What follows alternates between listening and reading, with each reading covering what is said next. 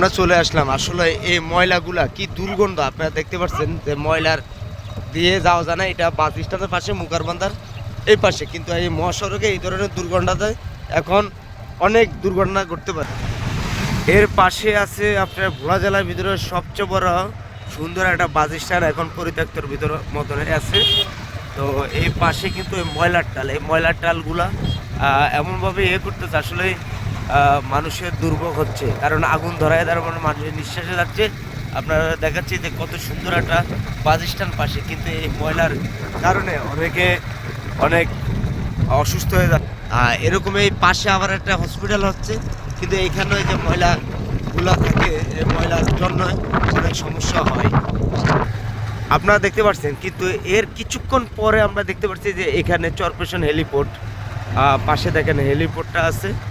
আর আমরা সবসময় যাচ্ছি পরিচর্যা, কারণ এই ময়লার কারণে অনেক সময় অনেক দুর্ঘটনাও ঘটে, কারণ আগুন ধরিয়ে দেয়। আর হেলিপোর্টটা দেখুন আপনার এই চরপেশনে মহাসড়কের পাশে হেলিপোর্ট, পৌরসভার ভিতরে আপনার বিশাল, আপনার এই রোডের কত সৌন্দর্য গেট আপ আপনারা দেখুন।